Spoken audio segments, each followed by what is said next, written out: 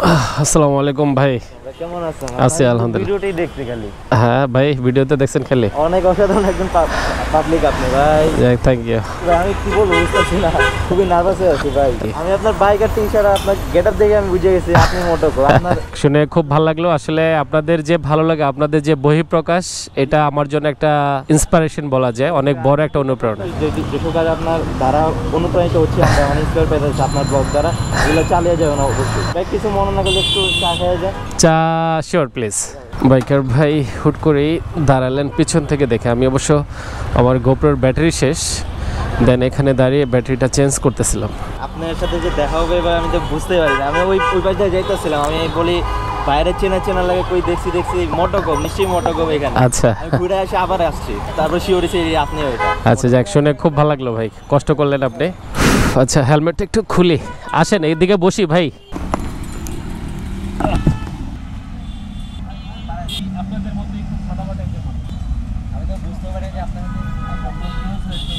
আমাদের আইডিয়াল স্কুলের কিছু মেয়ে আপনার হাতে গ্লাভস দেখে চিনা গেছিল মনে হয়। আচ্ছা আচ্ছা, আপনি কি আইডিয়ালে পড়তেন?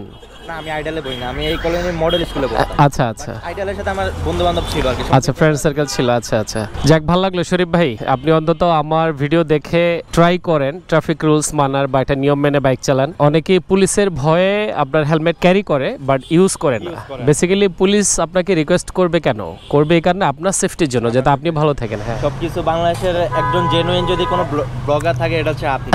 না না না, আপনি এটা আপনার পারসেপশন থেকে মনে হইতে পারে, কিন্তু আপনি যতটা বলতেছেন এতটা না। অনলাইনে অনেক সকল ব্লগার আছে, আমি এইভাবে কাউকে সম্মান করতে পারি না। এই যে আজকে যে সুযোগটা আপনার সাথে পাইছি, এই যে আপনার যেমন সাপোর্টিভ কন্টেন্টগুলো, এগুলো আমার খুব ভালো লাগে পার্সোনালি। সাপোর্টিভ কন্টেন্ট ক্রিয়েটর করেন, এসব যেসব ইন্সপিরেশন কন্টেন্ট এগুলো করেন দেখে আমি ঘুরে আইসা আপনাকে সহমত দিই। যাক, আমি আপনার কাছে একদমই কৃতজ্ঞ, মন থেকেই কৃতজ্ঞ।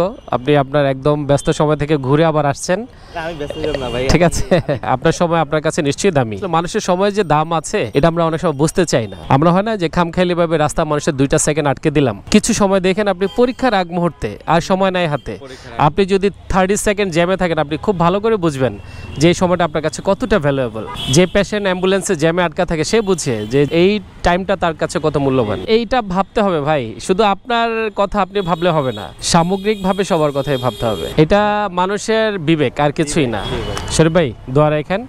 এনিওয়েজ, আপনাদের এই ভালোবাসা, এই সম্মানটুকু আমাকে আরো দিন দিন আরো দায়িত্বশীল হতে শেখাচ্ছে। অনেকেই মিটআপের কথা বলেন, আসলে ওইভাবে কেন জানি সেলিব্রেট করতে ভাল লাগে না আমার কাছে। এই দিক থেকে অনেকটাই মুখ চোরা আমি, হয়তো নিজেকে নিজের ভিতরেই লুকিয়ে রাখতে পছন্দ করি। তারপরও চাইলে কি আর নিজেকে লুকানো যায়? শরীফ ভাইয়ের মতো কিছু মানুষ, আপনাদের মতো কিছু ভালোবাসার মানুষ, যাদের কাছে চাইলেও নিজেকে হাইড করে রাখা যায় না। কেউ গেটআপ দেখে, কেউ হেলমেট দেখে, কেউ হ্যান্ড গ্লাভস দেখে আপনারা চিনে ফেলেন, ভালোবেসে হাসি মুখে হাত বাড়িয়ে দেন। শরীফ ভাই বললেন আমার ভিডিও দেখে উনি ট্রাফিক রুলস মেনে চলার চেষ্টা করেন। আমি মনে করি আমার ক্ষুদ্র প্রচেষ্টার এটাই সব থেকে বড় প্রাপ্তি। আপনারা কাছে দূরে যে যেখানে আছেন, যে অবস্থা আছেন, প্রত্যেকের জন্য অনেক অনেক শুভকামনা রইল।